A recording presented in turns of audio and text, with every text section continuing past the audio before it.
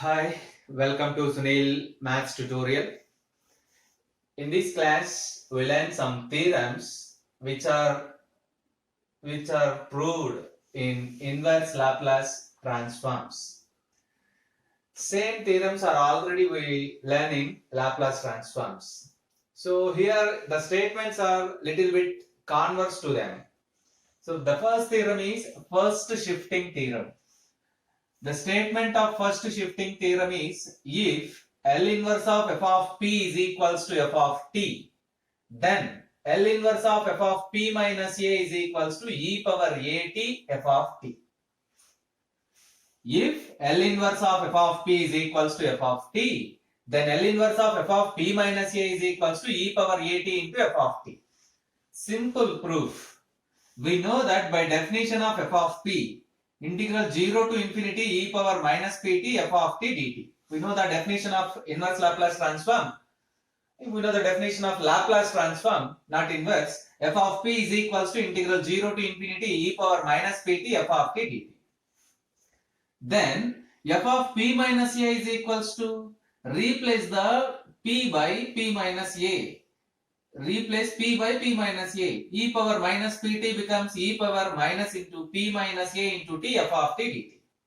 You can write like this: e power minus pt minus into minus plus e power a t f of t dt. Observe that by using this integral 0 to infinity e power minus pt e power a t f of t dt, by applying the definition of Laplace transform, this integral can be written as Laplace transform of e power a t f of t. Therefore, we prove that f of p minus a is equals to Laplace transform of e power a t f of t. By shifting L to left side, L inverse of f of p minus a is equals to e power a t f of t, which we need. L inverse of f of p minus a is equals to e power a t f of t. One of the simplest theorem. Next theorem, change of scale property.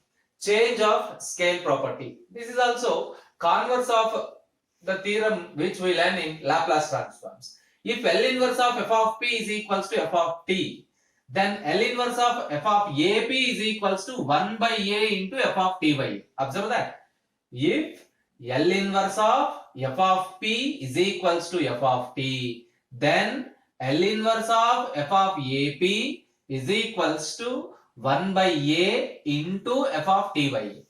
Again, we know that by the definition of Laplace transform, f of p is equals to integral 0 to infinity e power minus pt f of t dt. Now replace the term p by ap. Then f of ap is equals to integral 0 to infinity e power minus apt f of t dt. To prove this theorem, we use a substitution. Put at is equals to x. Put at is equals to x. A dt is equals to dx. dt is equals to dx by a. In a similar manner, t is equals to x by a. T is equals to x by a, or at is equals to x. So we substitute them.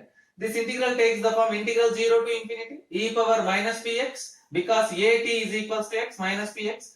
T is equals to x by a, f of x by a, dx by a. Just rearrange the integral. Integral 0 to infinity e power minus px 1 by a f of x by a dx.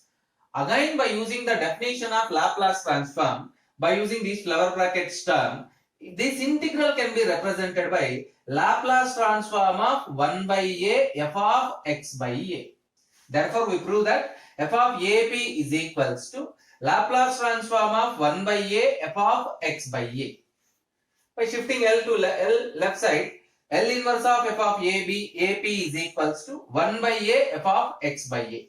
That is, L inverse of f of ap is equals to 1 by a into f of t by a. We replace the variable x by t in the last step.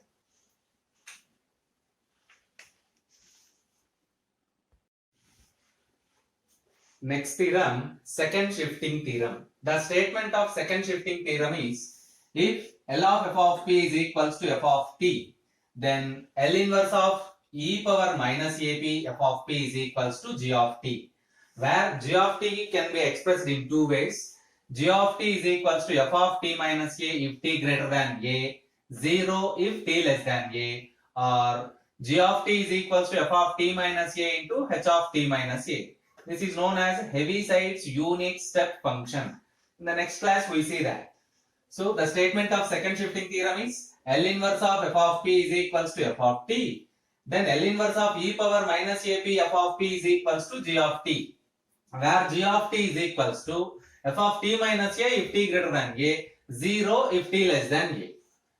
Yes, prove that L inverse of f of p is equals to f of t. We know that by definition of Laplace transforms, f of p is equals to integral 0 to infinity e power minus pt f of t dt. Multiply this integral with e power minus ap.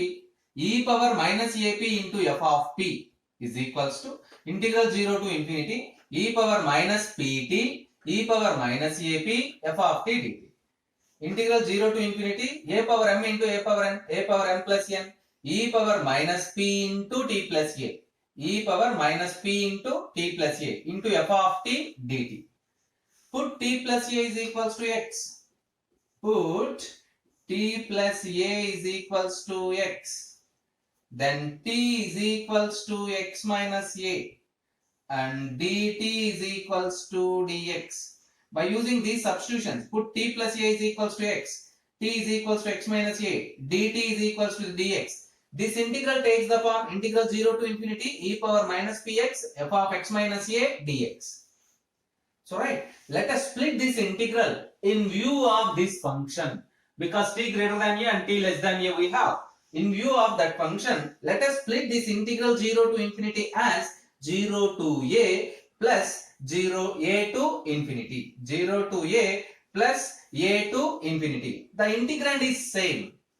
You observe that in between, whenever 0 to a means the value of t is less than a. In such a case, the functional value is 0. So integral 0 to a e power minus px 0 dx plus integral a to infinity e power minus px. Whenever t greater than a, f of t minus a is nothing but g of t. Instead of t, we have x variable g of x dx, which is clearly equivalent to 0 plus integral a to infinity e power minus pt g of t dt. Instead of x, I write t. Because of for our convenience, here we have t. So from 0 to a, the value is 0. If you write from 0 to infinity, it cannot be influenced by the limits. So integral 0 to infinity e power minus pt g of t dt. Observe that in between 0 and a, integral value is 0. So you can write from 0 to infinity, it does not influence it. Therefore e power minus pt g of t dt. Applying the definition of Laplace transform, it is nothing but L of g of t. Therefore we prove that e power minus ap f of p is equals to L of g of t. This is nothing but, by shifting L to left side, L inverse of e power minus ap f of p is equals to g of t, where clearly g of t is f of t minus a if t greater than a, 0 if t less than a. This completes the proof of second shifting theorem. This is very important theorem for your semester exam.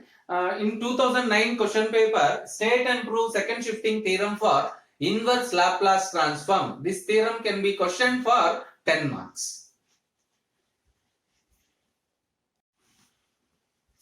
Next theorem, linear property. Linear property of inverse Laplace transforms. Statement of this theorem is, if f1 of p, f2 of p be the Laplace transforms of the functions f1 of t and f2 of t respectively, then L inverse of c1 f1 of p plus c2 f2 of p is equals to c1 L inverse of f1 of p plus c2 L inverse of f2 of p, where c1 c2 are arbitrary constants. Simple, very simple proof.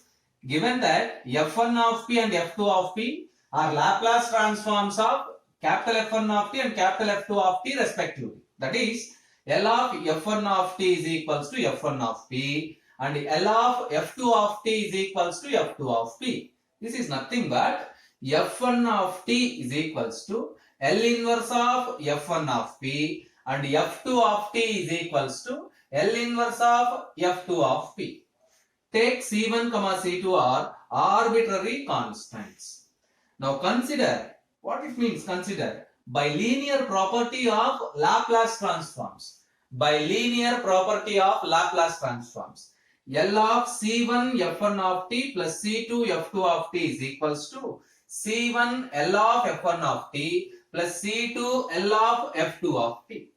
LHS as it is, L of C1 F1 of t plus C2 F2 of t is equals to C1 L of F1 of t F1 of p plus L of F2 of p L of F2 of t F2 of p. Therefore, by shifting L to right side, you get this C1 F1 of t plus C2 F2 of t is equals to, we are shifting L to right side, L inverse of C1 F1 of p plus C2 F2 of p. Already we write that F1 of t, L inverse of F1 of p, F2 of t, L inverse of F2 of p is equals to L inverse of C1 F1 of p plus C2 F2 of p, which is required statement. Therefore, we conclude that L inverse of C1 F1 of p plus C2 F2 of p is equals to C1 L inverse of F1 of p plus C2 L inverse of F2 of p.